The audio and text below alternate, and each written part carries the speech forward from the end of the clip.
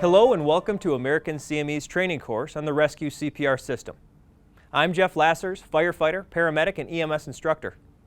Performing high-quality CPR is essential if our patients are to have any meaningful chance at surviving cardiac arrest. Thankfully, there are many tools that can help us to get it right. We now have a newly approved technology that provides intrathoracic pressure regulation, or IPR therapy, to help make high-quality conventional CPR even better. The ResQCPR system is comprised of the ResQPOD ITD 16 and the ResQPump ACD CPR device. This device combination is the only CPR adjunct with an FDA-approved indication to improve the likelihood of survival in adult patients experiencing non-traumatic cardiac arrest. In fact, a prospective randomized clinical trial demonstrated that the performance of ResQCPR resulted in an improvement in survival to 1 year compared to conventional CPR. The goal of this course is to provide you with the essential information about the ResQCPR system, but it is intended to accompany a hands-on skills session that will allow you to practice using both devices. This didactic presentation and the hands-on session are both critical components to learning how to perform ResQCPR properly. And while this presentation is consistent with the manufacturer's recommendations, it's important to understand the product's instructions for use, as well as follow the local protocols prescribed by your organization's medical control authority. This ResQCPR system course is specific to the use of the ResQPOD ITD 16 with ACD CPR. Please see the ResQPOD ITD 10 training course if your organization uses an ITD with conventional manual or automated CPR. By the end of this course, you will understand the relationship between intrathoracic pressure and blood flow, understand how IPR therapy improves blood flow, understand the physiology of CPR, understand how the ResQPOD and ResQPump combine to provide IPR therapy during cardiac arrest, and finally, understand how to perform ResQCPR using the ResQPOD and ResQPump.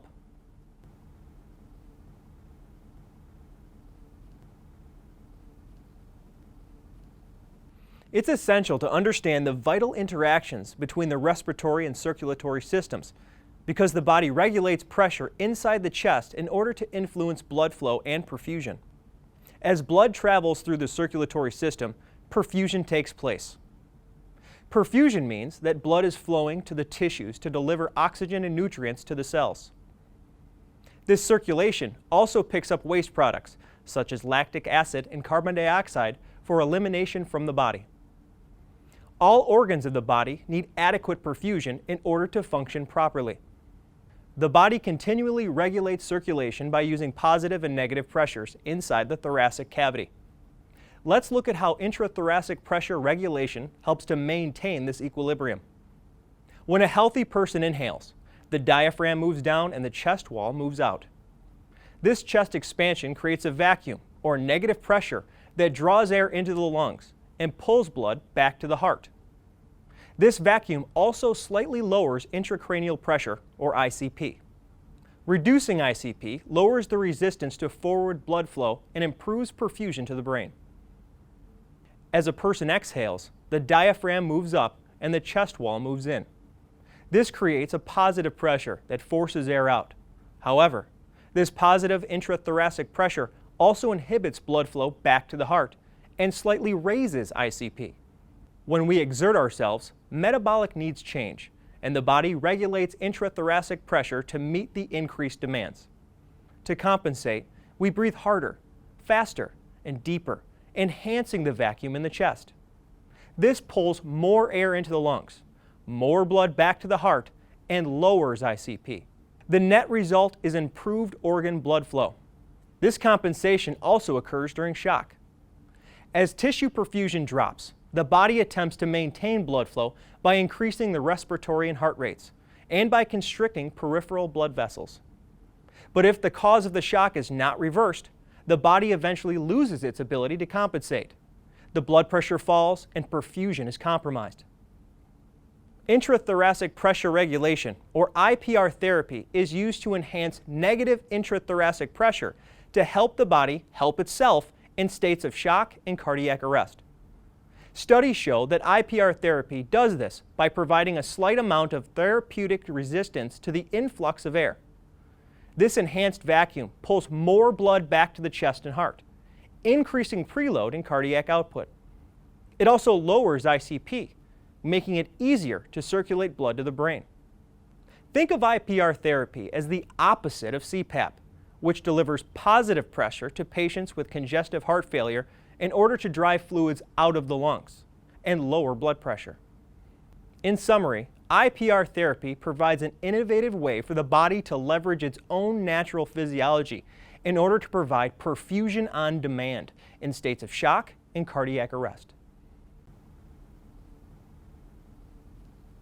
Did you know that no matter how good you are at CPR, you can only generate about 25 to 40% of normal blood flow to vital organs? Think about that for a second. No matter how well you perform CPR, you are only about a third as efficient as a normal beating heart. Limited blood flow during CPR occurs for two primary reasons. First, as the chest wall recoils, air is drawn in through the open airway. This eliminates the vacuum or negative pressure that helps to return blood to the heart.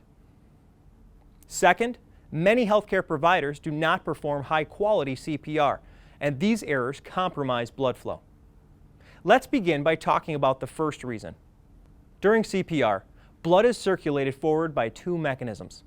With the cardiac pump mechanism, the heart is compressed between the sternum and the spine, and this helps force blood out. More importantly, the chest also becomes a thoracic pump. Chest compression creates a positive pressure that forces blood out of the heart and air out of the lungs. Compression also causes a slight increase in ICP, which reduces cerebral perfusion. Then, during the decompression phase, the chest wall passively recoils, creating a slight negative intrathoracic pressure. This vacuum draws some blood back into the heart, pulls some air into the lungs, and fills the coronary arteries. ICP is also slightly lowered during decompression, which helps with cerebral perfusion. Chest compressions and decompressions create a sequence of alternating positive and negative intrathoracic pressures that help to circulate blood. The more blood that can be returned to the heart, called preload, the more blood that can be circulated forward on the next compression. Optimizing preload is critical for maximizing the effectiveness of CPR. Blood flow during CPR can be limited, however, because just as the chest wall begins to recoil, air rushes in through the open airway and eliminates the vacuum that is needed to fill the heart. Once a negative pressure is gone, the heart stops filling. This diminished preload results in decreased cardiac output on the next compression. Now let's talk about the second issue, CPR quality. Studies show that caregivers often make errors during the performance of CPR that further compromise its effectiveness. For example, ventilating too often or with too much tidal volume causes excessive positive intrathoracic pressure that limits blood flow back to the heart and increases ICP. Compressing too slowly fails to generate enough pressure within the circulatory system. Compressing too fast limits preload because the heart does not have enough time to fill with blood. Finally, if the chest wall does not recoil completely, it results in decreased blood flow back to the heart. All of these factors can compromise cardiac output, and remember, less cardiac output means less perfusion. Given that we only get about a third of normal blood flow with the best manual CPR, it's important to get it right. Begin compressions as soon as possible. Minimize interruptions and try to achieve a compression fraction of greater than 80%. Provide proper chest compressions at a rate of 100 to 120 per minute, a depth of at least 2 inches for adult patients, and allow for complete chest wall recoil. Provide proper ventilations at a rate less than 12 per minute, delivering each over a duration of 1 second and with only enough tidal volume to produce visible chest rise. The ResQCPR system is a device combination that provides IPR therapy during cardiac arrest. The two devices are the ResQPOD ITD-16 and the ResQPump ACD CPR device.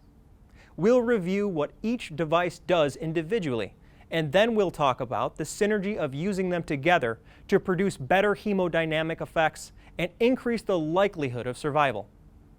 Let's begin talking about how the ResQPOD ITD-16 works and how to use it on a face mask or advanced airway. Recall that during CPR, positive pressure helps to circulate blood forward, while negative pressure, or a vacuum, helps to refill the heart. An impedance threshold device, or ITD, fits into the airway circuit on a face mask or advanced airway. During chest compression, the ITD's valve opens, and air is forced out of the lungs and through the ITD without resistance. But as the chest wall recoils, the ITD's valve closes and prevents air from being drawn back in. Preventing the influx of air back into the lungs enhances the negative pressure, which pulls more blood back to the chest and heart. The increased preload results in increased cardiac output on the next compression. This enhanced vacuum also lowers ICP, which increases blood flow to the brain. It's important to note that the ITD does not restrict the rescuer's ability to ventilate. Applying a ResQPOD as soon as possible after chest compressions have begun helps to optimize blood flow during the early and most critical phases of CPR. Let's take a look at how to do that. First, let's discuss how to use the ResQPOD ITD on a face mask. Begin by attaching the ResQPOD to the face mask. Next, apply an end-tidal CO2 detector if available.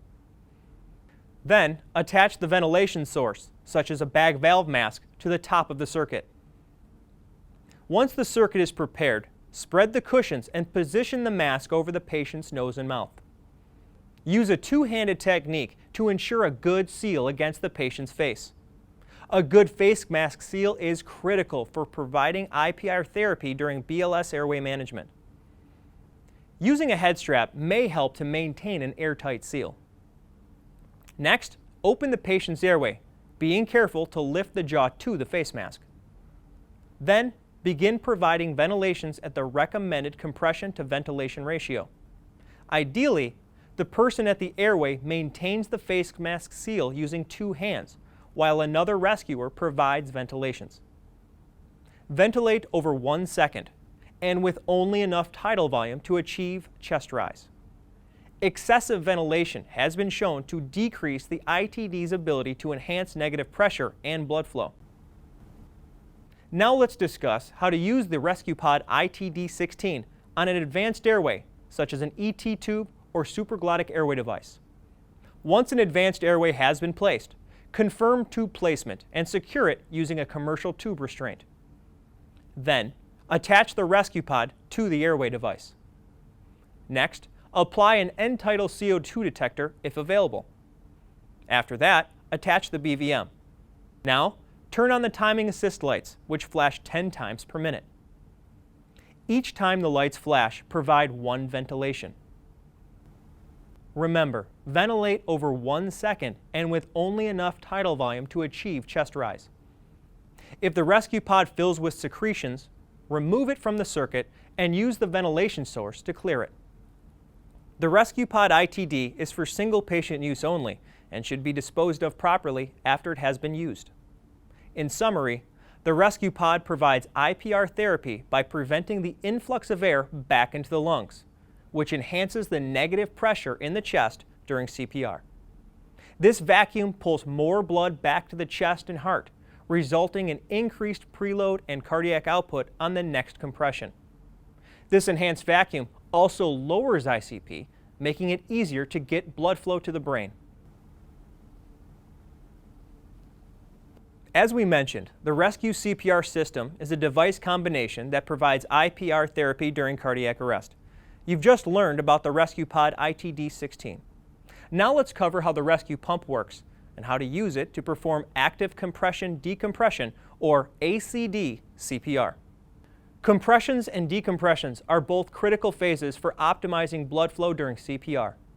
Incomplete recoil may be due to a stiff or non-compliant chest, broken ribs, compressions that are too fast, or rescuers who fatigue and begin resting on the chest.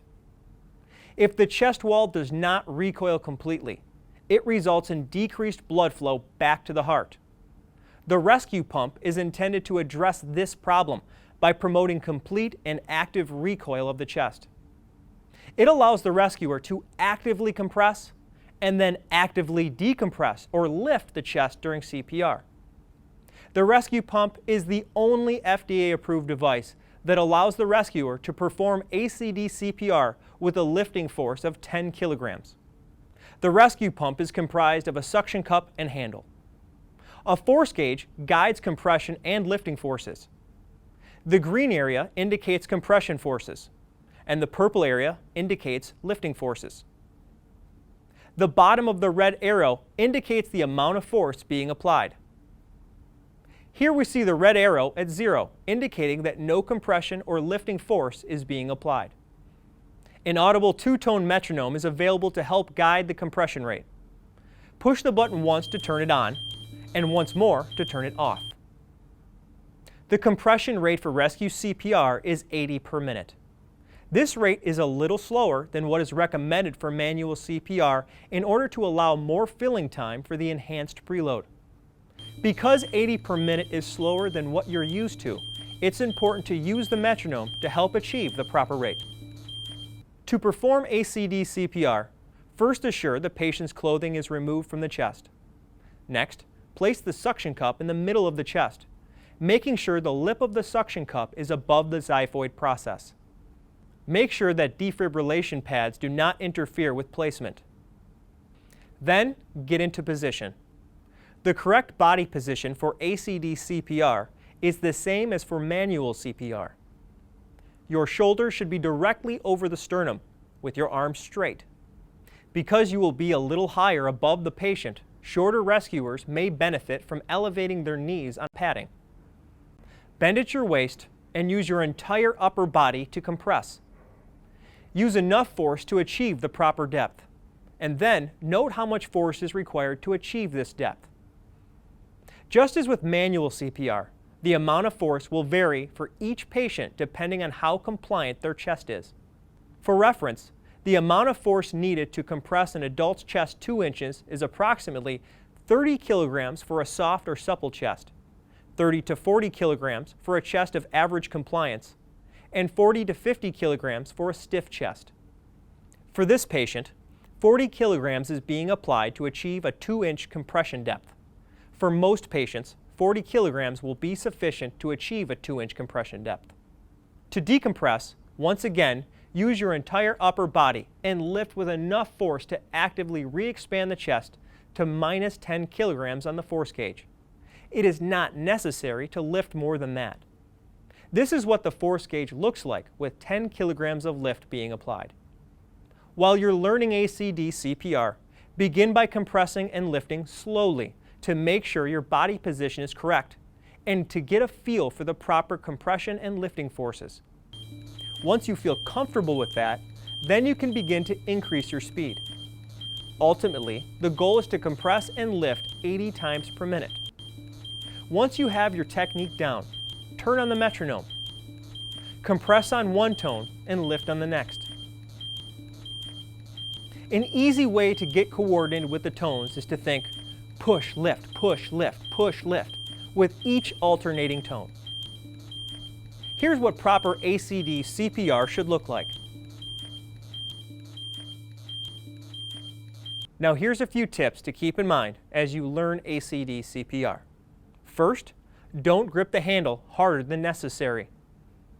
Hold the rescue pump firm enough to control it, but don't overstrain your grip or forearms.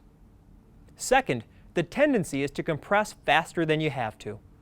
Use the metronome to make sure you achieve the proper cadence. Third, remember to actively lift after each compression. This is not something you're used to doing, so make sure you actively decompress enough to see the force gauge move beyond 0 to -10 kilograms. Remember though, it's not necessary to lift more than that. Fourth, rotate duties at least every 2 minutes, or more often if you're tired. Fifth, rescuer body position is important. If the patient is on a stretcher, it will need to be in the lowered position in order for the rescuer to be properly positioned above the patient. If the patient is in a bed or on a gurney, the rescuer will need to be sufficiently elevated over the patient. And always make sure that the patient is on a hard surface anytime you're providing CPR. After each use, the suction cup may be either replaced with a new one or cleaned. See the instructions for use for the proper way to disinfect both the handle and suction cup after use. Studies have shown that we can achieve good suction on most patients. Because of this, you may notice some reddening or bruising under the patient's skin under the suction cup. This is common and should not be cause for concern during CPR. Even when performed correctly, there is always a chance to potentially break ribs, no matter what type of CPR you are performing. If you suspect rib fractures, check to make sure you're compressing in the proper position and then continue. The suction cup may actually help with the chest wall recoil in the event that rib fractures occur. If the chest is excessively hairy, it may be necessary to shave it quickly to remove some of the hair, but an average amount of chest hair is usually not a problem. If the chest is excessively wet or diaphoretic, you can wipe it down quickly with the patient's clothing or a towel. In less than 10% of the time, it may be difficult to achieve a good suction. Check to make sure the lip of the cup is not too low on the chest. Remember, it must be above the xiphoid process. If the cup dislodges, reposition it and then pull up with less force on the next compression. Even if you are not able to pull up with a full 10 kilograms of lift, simply coming back to neutral will be helping the patient. If suction difficulties are distracting you from performing good CPR, then discontinue use of the device and revert back to high-quality manual or automated CPR. Okay, let's quickly summarize the key elements of performing ACD CPR in adults. Use the metronome to guide the compressions at a rate of 80 per minute. Compress with enough force to achieve a depth of 2 inches. Actively lift to -10 kilograms on the force gauge. Make sure you are properly positioned above the patient. And finally, bend at the waist, keep your arm straight, and use your entire upper body to both compress and lift. Now that you understand how the ResQPOD and ResQPump each work individually, let's talk about the benefits of using them together to perform ResQCPR, which is the performance of ACD CPR in conjunction with an ITD.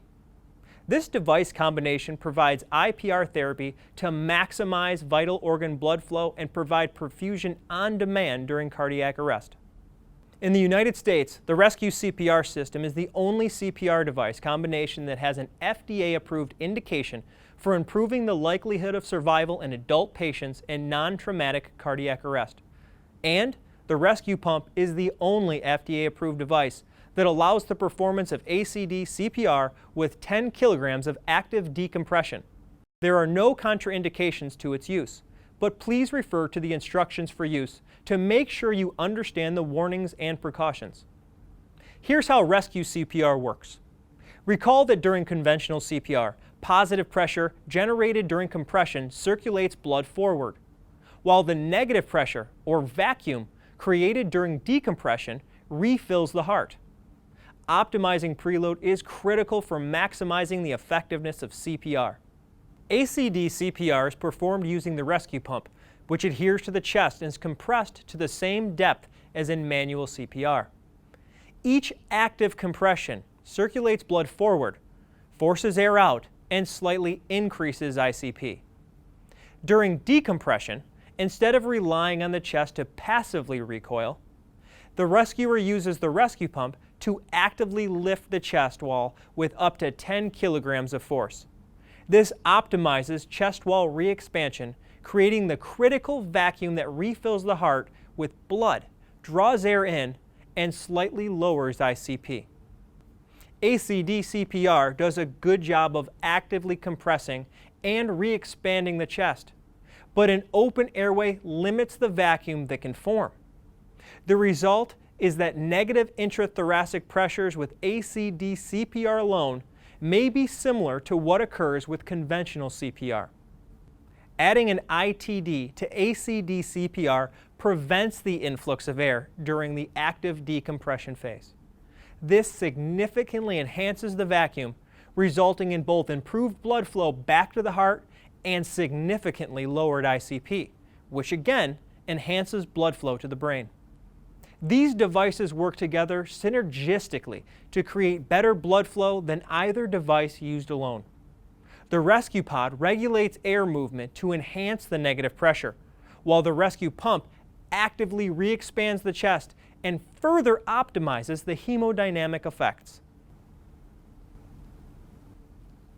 Preclinical studies have shown that compared to conventional CPR, ResQCPR doubled blood flow to the heart and produced near normal cerebral blood flow. A clinical trial found that ResQCPR produced near normal blood pressure. And another large randomized clinical trial found that ResQCPR increased survival at 1 year by 49% compared to conventional CPR. Now that you understand each of the ResQCPR system components and why they're more effective together, let's learn how to use them to perform high-quality ResQCPR. We'll begin with performing ResQCPR during basic airway management, and then move on to performing it during advanced airway management. Begin by assuring that the patient is pulseless and that CPR is indicated. Remove the patient's clothing and place the ResQPump in the middle of the chest. Get into proper position, turn on the metronome, and start compressions at 80 per minute. Each compression should be at least 2 inches in depth. Note how much force is required to achieve this depth. During decompressions, use enough force to actively lift the chest with 10 kilograms of force. If a 30:2 compression to ventilation ratio is being used, the compressor should count out loud to 30. Another rescuer should assemble the face mask, ResQPOD, end-tidal CO2 if available, and BVM. When ready, position it on the patient and use a two-handed technique to open the airway and create an airtight seal at all times. Again, a head strap may be helpful for this. After 30 compressions, pause for the 2 ventilations. It's best if a third rescuer or the person performing compressions provides the ventilations. This allows the rescuer at the head to focus on maintaining the face mask seal, which is necessary to produce the enhanced vacuum. When available, place the defib pads and prepare the AED or monitor. Continue using a 30:2 compression to ventilation ratio until a pulse returns or as dictated by your local protocols. Once an advanced airway has been placed, assess its location and secure it using a commercial tube restraint. Move the ResQPOD to the airway and turn on the timing assist lights. Now begin providing continuous chest compressions at 80 per minute. Ventilate each time the ResQPOD's lights flash, ideally during the active decompression phase. There's one more important thing to know about ResQCPR. Because this device combination has been shown in a preclinical study to provide near normal blood flow to the brain and in a clinical study to provide near normal blood pressure, there is a chance that while performing ResQCPR, your patient may show signs of improved levels of consciousness despite not having a pulse. If you see signs such as gasping, gagging, breathing, eye opening, or limb movement, stop and quickly check for a pulse. If there is none, resume ResQCPR and manage the patient as needed, which may include gently restraining them. If a pulse is present, remove both devices and continue care per your local protocols. Now let's watch what the first minute of ResQCPR with a face mask and then the first minute of ResQCPR with an advanced airway should look like. Hey, are you okay?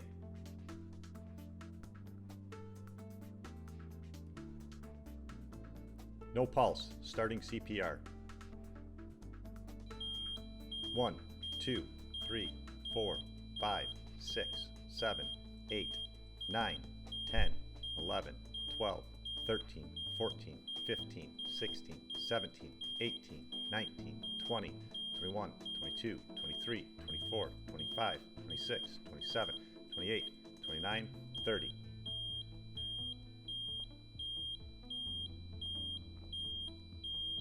One, 2, 3, 4, 5, 6, 7, 8, 9, 10, 11, 12, 13, 14, 15, 16, 17, 18, 19, 20, 21, 22, 23, 24, 25, 26, 27, 28, 29, 30.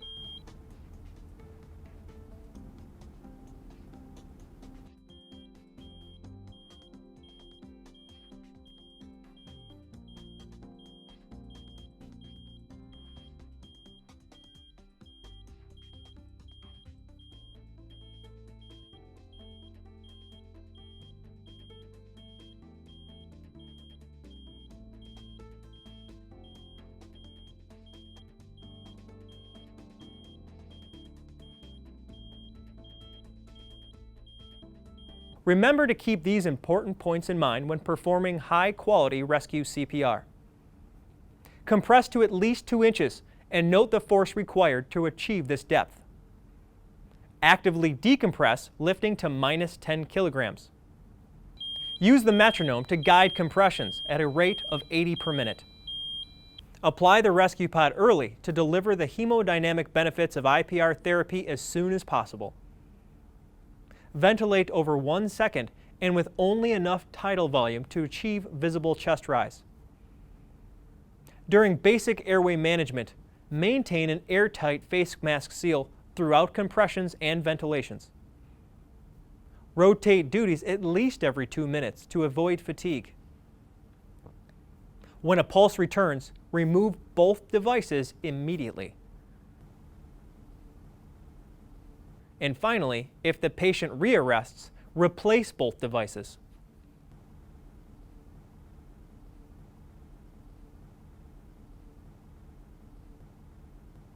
Okay, now you have all the information you need to begin practicing ResQCPR, which is the use of an ITD in combination with ACD CPR.